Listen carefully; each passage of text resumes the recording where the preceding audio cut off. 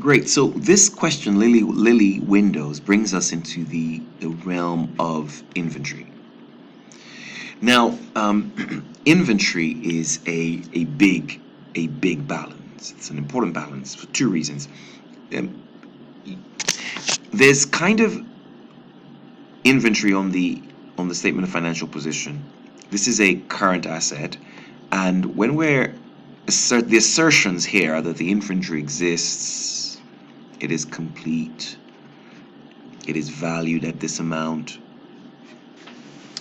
probably classified, of course, this classification, because don't forget with inventory we have finished inventory or completed inventory if you like, and then we have WIP, and then we have raw materials.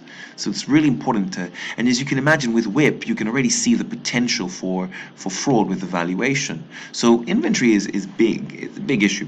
There's that, and this is us at the year end. Now imagine, critical to how much we sample, because we can't physically count everything, so we can only observe the process of everything being counted, which is why the attending a stock take is critical, um, to asserting um, existence and completeness.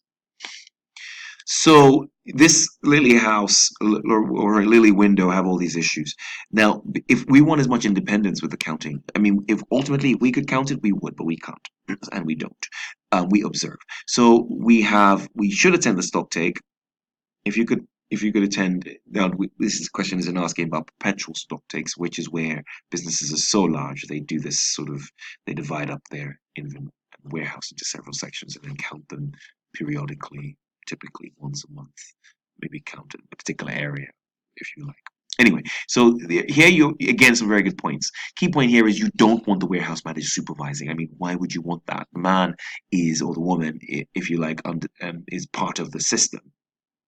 So they shouldn't even really. They probably should. I would argue they shouldn't be there per se. They should be there, but not in a management capacity or they shouldn't be there to count.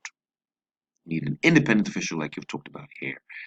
Um, so there's a lot of confusion here about these two members, what they're both doing, and you talk about that.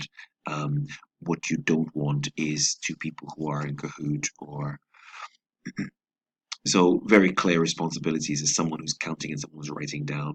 I think this question is quite good. They don't, when I say quite good, they don't tell you, they don't, I mean, obviously you don't want the numbers there because what's the point? So there's a box there.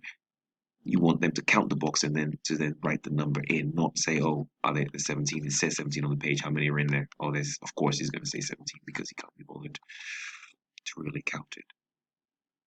This is once an error has been flagged, it wasn't. So there's a potential for double counting. Lots of nice questions for you to pick, nice points for you to pick up on. Internal audit should be supervising. I would say just running samples on what's been counted. They shouldn't be counting, if you like. Um, these people found additional inventory. And sorry, if they found additional inventory, they wrote on a separate sheet that wasn't sequentially numbered. That's ridiculous.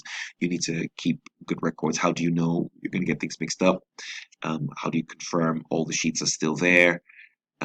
Sequential numbering is very much about completeness, right? Completeness, that everything's there. And then damaged goods were too heavy or something, and so we have an issue there as well. And you picked everything up. You picked everything up. So now again, I mentioned something about completeness and existence. Let's be very clear. I have my sheet. I look at the sheet. I say, show me this thing. You're looking at the sheet and they show, oh, it's over there on that stand A.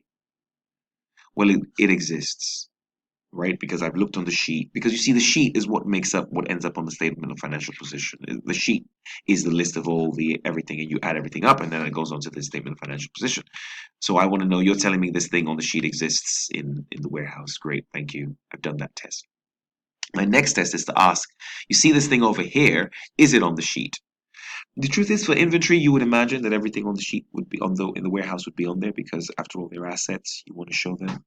Why would you not declare all your assets? Unless you had something to hide, which is usually the case for damaged stock or inventory that's gone bad. So that's why we do that. So you can see I've seen you right here, completeness, if you like. You want to be able to, well, I mean, you're observing. This is a controls. This is a controls procedure. What you're doing out there at the day, because you see, you can still look at valuation post. You can come back and look at valuation. And of course, we always want to make sure that the inventory and how, I think they were also moving stock. I think this might be a question. It might be another one, but every time you can't be moving things around when you're counting. And then of course, I talked about WIP and the sensitivity of WIP. Sometimes 70%, 60%. So what system are they using? Are they using an equivalent um, asset system where if you remember, if something is 50% complete, if you have 100 chairs that are 50% complete, the equivalent method argues therefore that you have 50 complete chairs. So, I mean, what method are they using? How are we doing this to really assess value? Well, there might be another system. The key point is you just want to be able to interrogate the system and to understand the system, if you like, and walk through the system. You always want to pick up the last GRN and the last GDN because you want to make sure that goods that have arrived after the year end are not included in the inventory for that year. And the same thing, vice versa. Right. So because it's about cutoff, we want to make sure that inventory for our period is in our period. We want to make sure that inventory that's left us is no longer recorded in our system, if you like. So that's kind of the key issue here. This all affects what's ours and not ours. Sometimes this question doesn't talk about third-party inventory, but you want to make sure third-party inventory is clearly separated and is not on your system. Is not on your system as part of your inventory. I mean, IT. This is CATs. I mean, CATs are just think of CATs as just in terms of just enable everything from analytics, really deep, broken down analytics to being able to just think of being able to segregate your inventory along the different lines to look at slow moving stock. Just think of software that can help you really break down your stock and to see what's out of date, to see what's really moving quickly, to see what's really moving slowly. I think to look at inventory days and that sort of thing. That's what's going on here. And you've talked about that slow moving, aged, cost, of course, cost and net realizable value, of course, right? Because why not? Same inventory can compare what you paid for something and how much it's been sold for. So the key point is that CATs are just the advantages are really IT advantages. We can look at big data, lots of it, and make it and analyze, if you like, to make informed decisions. So, I think that's kind of, I guess there. Yes, there are disadvantages. It can be expensive too, and we could be intruding on your systems, and there might be corruption.